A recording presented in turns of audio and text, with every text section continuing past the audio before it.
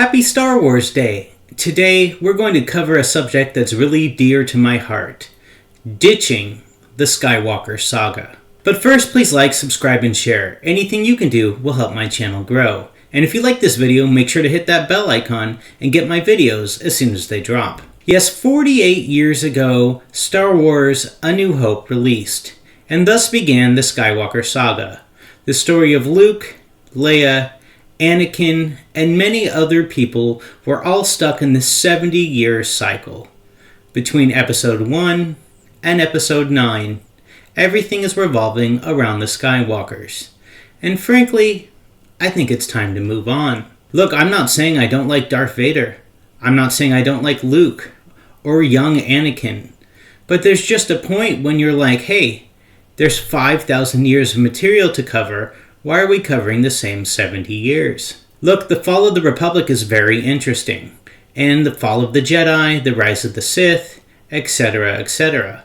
But even if you were to go back farther, there were many, many more Sith in the past. There was a Sith War, for example. Instead of just this rule of two, imagine when there was an entire army of them. But instead, we get the same 70 years. Look, I love Luke Skywalker. I was raised watching him. Back when I was watching Star Wars to begin with, Episode 1 hadn't even come out. And then eventually we got the stories of young Anakin, and then even everything else that happened in Episodes 7, 8, and 9. But even right at the end of Episode 9, she decided that, hey, I'm Rey Skywalker. You know, when you're just walking down the road and you decide to take somebody else's name at random? The issue is that we've covered this storyline for so long. And then periodically they're like, hey, remember this character? We don't know what happened for 2 years during this time. Well, here's an entire TV series related to those 2 years. Even Andor. I love Andor, don't get me wrong. I think it's the greatest Star Wars show that has ever come out. That said, it's covering a storyline where we know the beginning and the end.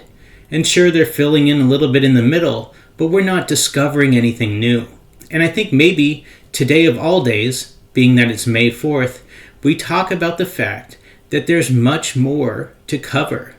There's stuff after Episode 9, and there's stuff before Episode 1. And I'm not talking about the 50 to 100 years before Episode 1 like they covered in The Acolyte.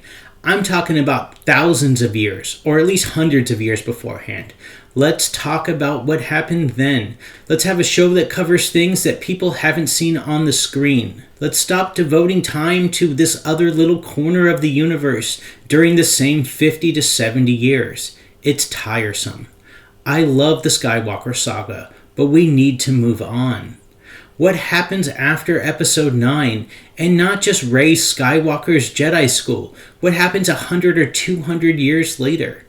Really, when things have finally calmed down for the first time in 100 years, what kind of evil pops up on the other side of the universe? And maybe we don't even cover Jedi for a while. Maybe we cover regular people. One of the best parts about Andor is that it's not Jedi-based.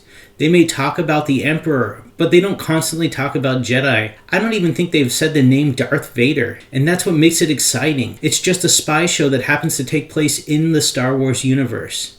Now, unfortunately, it's in a time period where we know exactly what's going to happen.